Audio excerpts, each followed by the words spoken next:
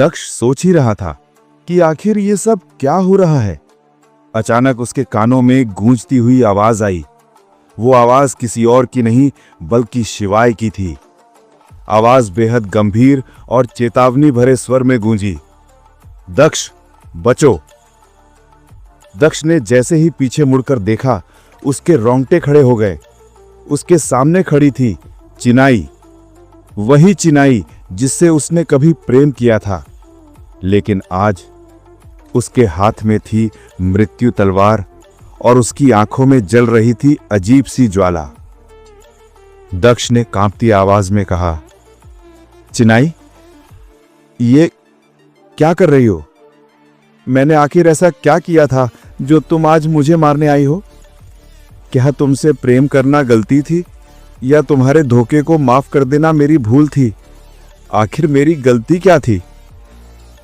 चिनाई ठंडी मुस्कान के साथ बोली, माफ करना प्रिय दक्ष, पर यह तुम्हारा ही कर्म है जो आज तुम्हारे सामने खड़ा है। मैं ऐसा नहीं चाहती थी, लेकिन नियति ने मुझे मजबूर कर दिया है। जो तुमने मेरे साथ किया था उसका फल तुम्हें आज मिल रहा है। मैं तुम्हें कभी क्षमा नहीं कर सकती। दक्ष की आंखों में भ्रम और पीड़ा थी। उसने कहा, चिनाई, मैंने तुम्हारे साथ कब गलत किया था मुझे याद नहीं, लेकिन अगर तुम्हें लगता है कि तुम्हारा वध ही तुम्हारी मुक्ति है तो आओ युद्ध करो। इतना सुनते ही चिनाई ने तलवार उठाई और दोनों के बीच एक भयंकर युद्ध छिड़ गया। तलवारों की टकराहट से आकाश गूंज उठा। इधर सम्राट सोमगुट और वीरभद्र स्तब्ध खड़े थे। वे समझ नहीं पा रहे थे कि आखिर ये युद्ध क्यों हो रहा है। तभी उन्होंने देखा, चंद्रस्वामी स्वयं राजकुमार शिवाय से युद्ध कर रहे हैं। सम्राट ने क्रोधित होकर कहा, चंद्रस्वामी, ये आप क्या कर रहे हैं? अपने ही राजकुमार पर प्रहार कर रहे हैं। चंद्रस्वामी गरजे, ये राजकुमार नहीं है, ये वो व्यक्ति है जिसने नरक क्षेत्र के 5 देवताओं के सामने घुटने टेक दिए। मैं ऐसे कायर को कभी अपना राजकुमार नहीं मानूंगा। सम्राट सोमगुप्त स्तब्ध रह गए।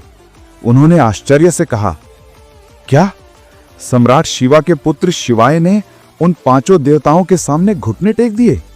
तो फिर पवित्र समुदाय का क्या हुआ?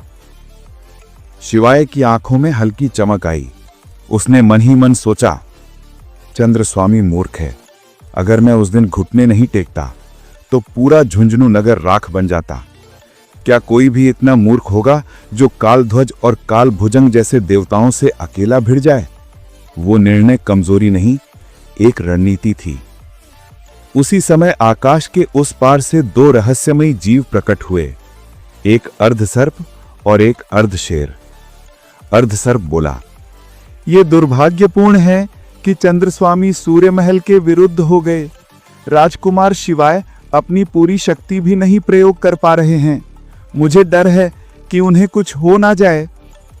अर्धशेर ने गंभीर स्वर में कहा, यह सब उस रुद्र के विश्वासघात का परिणाम है।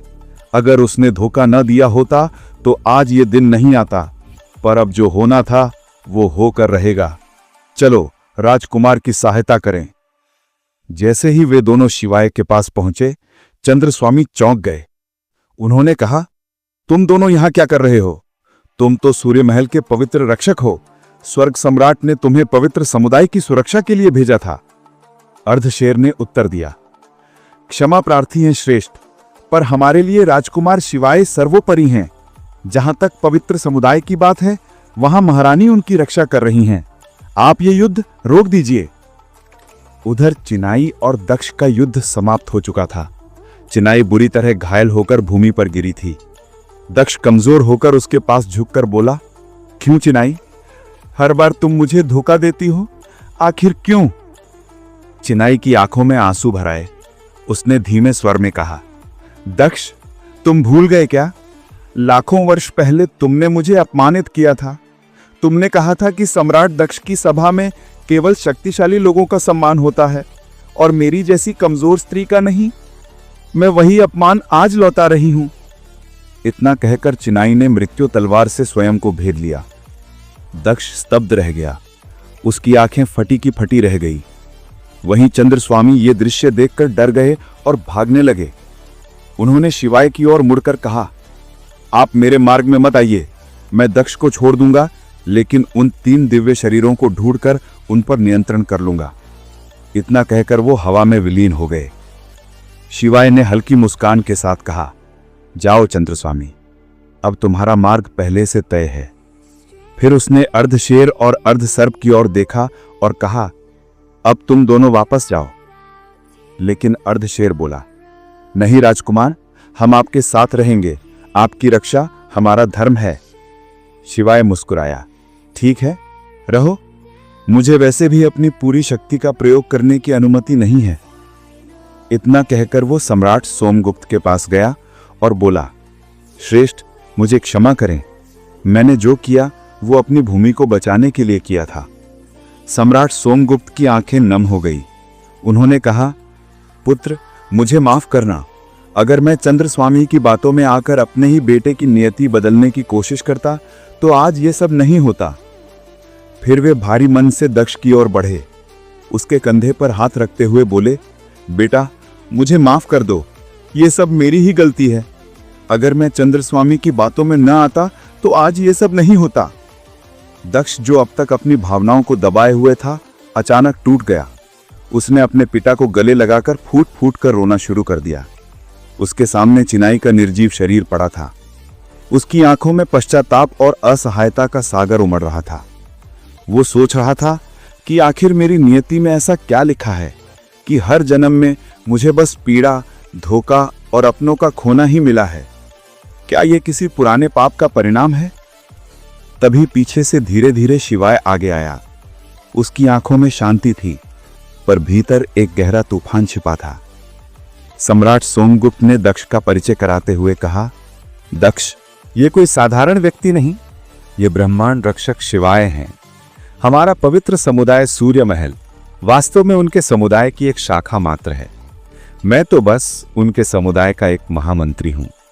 असली समुदाय उस महाब्रह्मांड में है जो इस सृष्टि से भी परे है, जहां की शक्तियां हमारी समझ से बहुत आगे हैं। ये सुनकर दक्ष के होश उड़ गए। उसने विस्मित होकर पूछा, महाब्रह्मांड, वो क्या है श्रेष्ठ? शिवाय मुस्कुराया और बोला, तुम अभी जानने के लिए तैयार नहीं हो।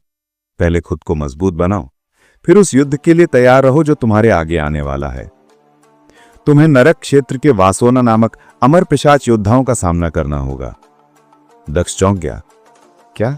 लेकिन वासोना तो सदियों पहले मारा जा चुका है। शिवाय ने गंभीर स्वर में कहा, दक्ष, तुम अभी ब्रह्मांड के रहस्यों से अनजान हो। वासोना मरा नहीं, वो रूपांतरित हुआ है। जो शक्तियां तुम जानते हो वे सिर्फ सतह हैं।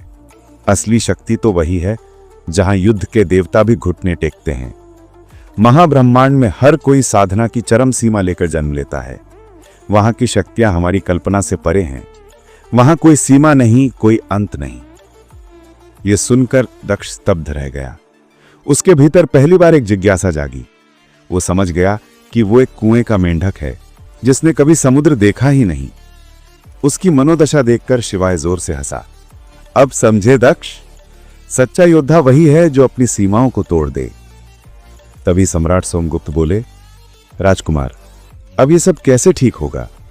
इतने विनाश के बाद क्या फिर सब सामान्य हो सकता है? शिवाय की आंखें गहरी हो गईं। उसने शांत स्वर में कहा, समय का चक्र कोई नहीं बदल सकता, लेकिन कुछ शक्तियां ऐसी हैं जो नियति को भी पलट सकती हैं। बस उनकी कीमत बहुत भारी होती है। इतना कहकर उसने अपने हाथ की ओर देखा। उसकी हथेली में चमकती हुई समय मणि प्रकट हुई। ये वही मणि थी जो स्वयं समय को उलट सकती थी, लेकिन इसका उपयोग करने वाला अपनी आयु और शक्ति का बड़ा भाग खो देता था। शिवाय ने गहरी सांस ली। यही करना उचित होगा। शायद इस बार चिनाय दक्ष को माफ कर दे। आखिर इस दक्ष ने अपनी 8 जिंदगियां खोई हैं। इस जीवन में यह महायोद्धा बनकर जन्मा है। शायद नियति इसे एक और अवसर देना चाहती है। वो दक्ष की ओर देखता है और कहता है, दक्ष, मैं समय और प्रकृति के साथ छेड़छाड़ करने जा रहा हूं, लेकिन मेरी बात याद रखना, यह बहुत जोखिम भरा होगा। जब तक मैं ठीक ना हो जाऊं तो मेरा ध्यान रखना। मेरी शक्तियों के बारे में किसी को कुछ ना बताना। और तुम्हें भविष्य की सारी बातें भूलनी पड़ेंगी। तुम्हें अपनी नियति के खिलाफ खुद ही लड़ना होगा। इतना कहकर शिवाय ने समय मणि को आकाश में उठाया। मणि से तीव्र प्रकाश निकला और पूरा वातावरण कांप उठा। देखते ही देखते समय उल्टा चलने लगा। पेड़ पीछे बढ़ने लगे, जलधारा ऊपर की ओर बहने लगी और मृतदेहें फिर से सांस लेने लगीं। दक्ष ये सब देखकर स्तब्ध रह गया। उसने मन में कहा, यह तो वही शक्ति है जिसे केवल चंद्र स्वामी ही नियंत्रित कर सकते थे, लेकिन शिवाय उनसे भी कई गुना शक्तिशाली है। तभी समय का प्रभाव शिवाय पर पड़ा। उसकी देही कमजोर होने लगी, उसकी आयु घटने लगी और कुछ ही पलों में वो एक 10 वर्षीय बालक की तरह दिखने लगा। दक्ष के मन में वो दृश्य कौन गया जब शिवाय ने पहली बार रुद्र तलवार निकाली थी। वो तलवार इतनी शक्तिशाली थी कि चंद्र स्वामी की अर्ध ब्रह्मांड तलवार भी कांप उठी थी। और अब वही शिवाय समय को पलटने की कीमत चुका रहा था। दक्ष ने विस्मित होकर देखा, वो अब किसी और समय में पहुंच चुका है। वो वही क्षण था जब उसने पहली बार दिव्य आखेट युद्ध में अमर पिशाच समुदाय को विजय दिलाई थी। उसने चारों ओर देखा और वहां एक बालक खड़ा था। वही चेहरा, वही आभा, पर अब वो 10 साल का शिवाय था। दक्ष की आंखों में हल्की नमी आई। उसे याद आया, शिवाय ने कहा था मुझे इसकी कीमत चुकानी पड़ेगी। अब दक्ष जान चुका था समय पीछे गया है, पर इसकी कीमत बहुत बड़ी थी। दक्ष को अपने भविष्य की कुछ यादें भूलनी होंगी। अचानक उसका सिर घूमने लगा, आंखों के सामने अंधेरा छा गया। शिवाय घबराते हुए बोला, दक्ष क्या हुआ? इतना कहते ही दोनों जमीन पर गिर पड़े और बेहोश हो गए। शिवाय ने अपनी चेतना के सागर को जागृत किया और अपनी दिव्य शक्ति से उन सब के भविष्य देखने वाली शक्तियों को मिटा दिया जो इस समय वास में थीं। दूर एक सुंदर महल में सम्राट सोमगुप्त सिंहासन पर बैठे थे, स्तब्ध और मौन। उनके सामने 2 दूत खड़े थे जो नरक और स्वर्ग क्षेत्र की घटनाओं की रिपोर्ट दे रहे थे। उन्होंने पूछा, महाराज, आपके ख्याल में महामहिम दक्ष अब आगे क्या करेंगे? क्या वे नरक क्षेत्र के योद्धाओं के साथ जुड़ेंगे या झुंझुनू के प्रति अपना प्रेम बनाए रखेंगे? सम्राट ने दृढ़ता से कहा, दक्ष मेरा बालक है, वो झुंझुनू की रक्षा के लिए कुछ भी करेगा। पर उसी क्षण सम्राट को अजीब सा अनुभव हुआ, कुछ गड़बड़ थी। उन्होंने देखा अब वो किसी का भविष्य नहीं देख पा रहे, यहां तक कि अपने पुत्र का भी नहीं। उनके चेहरे पर चिंता की लकीरें उभर आईं। नरक क्षेत्र में भी महान युद्ध देवता विचलित हो उठे। भद्राचार्य बोले, लगता है किसी ने ब्रह्मांड के साथ छेड़छाड़ की है। हरेंद्र ने कहा, यह असंभव है, ऐसी शक्ति किसके पास हो सकती है? भद्राचार्य ने गंभीर स्वर में कहा, यह मुमकिन है। हमें यह नहीं भूलना चाहिए कि महाब्रह्मांड में अनेक रहस्यमय शक्तियां वास करती हैं जो कभी कभी इस लोक में प्रकट होती हैं। उसी समय लोवश जाति के प्रमुख भूपति ने कहा, अब नरक क्षेत्र के प्रमुख से मिलने का समय आ गया है। बताइए महाराज, अब आगे क्या किया जाए? क्या दक्ष की शादी लोवश राजकुमारी से होगी? हरेंद्र ने कहा कि वो दक्ष से इस विषय पर बात करेगा। भूपति भीतर ही भीतर क्रोधित हो उठा, क्योंकि उसे पता था कि दक्ष का लुओश राजकुमारी के प्रति प्रेम नहीं था। विवाह तो भद्राचार्य के सुझाव पर हो रहा था, इसलिए भूपति और हरेंद्र इस पर ज्यादा कुछ नहीं कर सकते थे। इसी बीच गोखुर क्षेत्र में चंद्र देवी साधना से उठी। उन्होंने महसूस किया कि ब्रह्मांड में एक बड़ा परिवर्तन हुआ है। ये बदलाव वैसे थे कि कई युद्ध के भगवानों ने अपनी कुर्बानियां दी थीं। चंद्र देवी को एक आध्यात्मिक संदेश प्राप्त हुआ, वो लौट आया है, परंतु घायल और कमजोर है। उससे मेरी ओर से माफी मांग देना और नरक क्षेत्र में अपनी सेनाओं को चौकन्ना रखो। ये संदेश सुनकर चंद्र देवी चकित और आशान्वित दोनों हो उठी। उन्होंने अपने सामने खड़े व्यक्ति से कहा, चुनाई तक ये संदेश पहुंचा दो। उसे सजग रहना होगा, क्योंकि उसके कर्मों का फल निकट ही दिखेगा। वहीं अभिलेख कक्ष के बुजुर्गों ने अपनी आंखें खोली और घोषणा की, महाब्रह्मांड की ओर से आने वाली चुनौतियों के मद्देनजर हमें तैयारी करनी चाहिए। एक बुजुर्ग ने समझाया कि नियति में इतना बड़ा परिवर्तन हुआ है कि बहुत शीघ्र महाब्रह्मांड की शक्तिशाली शाखाओं की ओर से निमंत्रण आएगा। यह अवसर हर 10,000 वर्षों में केवल एक बार मिलता है, जब चुनिंदा योद्धाओं को नई परख और नया भविष्य दिया जाता है। ये सुनकर सभी आश्चर्य और भय से भर उठे, क्योंकि ये अवसर युद्ध के भगवानों की क्षमताओं से भी परे था। चंद्रवाहिनी के गहरे हिस्सों में साधना कर रहे लोग भी उठे और महसूस किया कि एक बहुत बड़ा परिवर्तन उभर रहा है।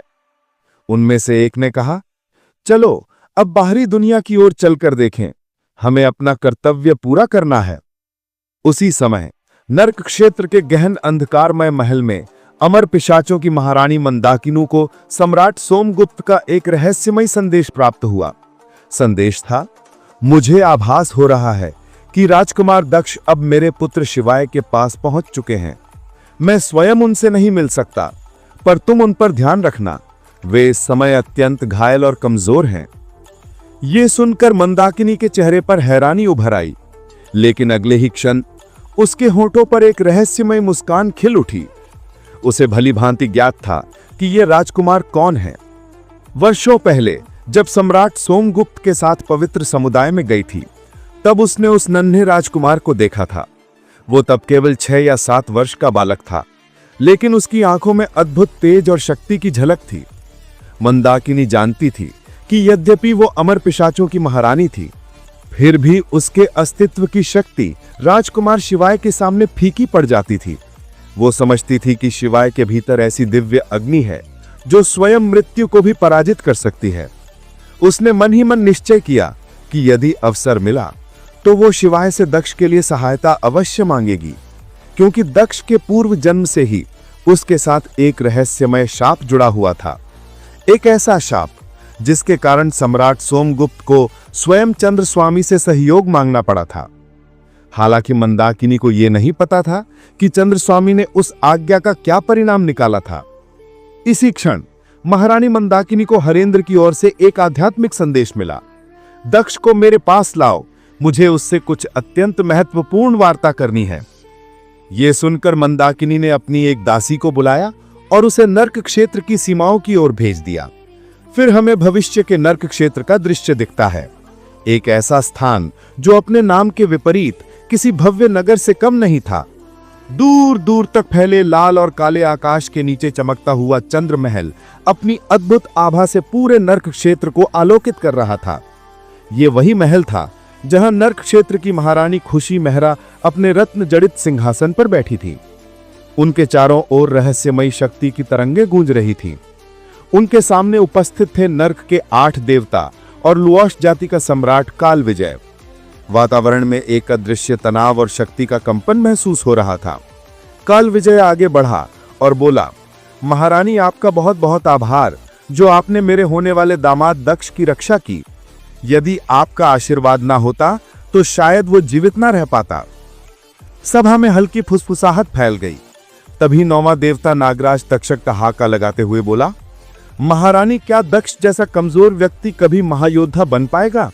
वो तो मुश्किल से खड़ा हो सकता है। खुशी मेहरा मुस्कुराई, उनकी आंखों में रहस्यमयी चमक उभर आई। उन्होंने कहा, समय का चक्र कभी स्थिर नहीं रहता तक्षक। आज जो कमजोर है कल वही शक्तिशाली होगा। भाग्य का लेखा कोई नहीं बदल सकता, पर परिश्रम और नियति जब मिल जाएं तो चमत्कार हो जाता है। सभा में सन्नाटा छा गया। महारानी ने गंभीरता से कहा, मैंने तुम्हें कहा था कि चंद्र स्वामी पर नजर रखो, क्या हुआ उस पर? तक्षक झुककर बोला, महारानी मेरे योद्धा उस पर लगातार नजर रखे हुए हैं, आप कहें तो उसे गिरफ्तार कर लें। खुशी मेहरा हल्के से मुस्कुराई, चंद्रस्वामी जैसे कीड़े को पकड़ने से क्या मिलेगा, उसे उसी की चालों में फंसने दो। तभी पहला देवता कालभुज आगे बढ़ा और बोला, तो क्या हम उसे यूं ही छोड़ दें? महारानी हमें खेलने के लिए एक नया कुत्ता मिल जाएगा। दूसरा देवता कालध्वज मुस्कुराया और बोला, शायद हमें उस पर नजर रखनी चाहिए, क्या पता उसके जरिए हमें कोई रहस्यमय जानकारी मिल जाए। खुशी मेहरा अपने सिंहासन से उठी, उनके वस्त्रों से दिव्य ऊर्जा की लहरें फैलने लगी। उन्होंने कहा, ठीक है, फिलहाल उसे देखो, पर कोई कदम जल्दबाजी में मत उठाना। मुझे अब चलना होगा उस प्राचीन वट वृक्ष को देखने। उनके जाते ही चंद्रमहल के कक्षों में मौन छा गया। धीरे धीरे दृश्य धुंधला होने लगा और इस रहस्यमय वातावरण के साथ ये अध्याय समाप्त हुआ। पर आने वाले समय में नर्क क्षेत्र के ये निर्णय पूरे ब्रह्मांड पर प्रभाव डालने वाले थे।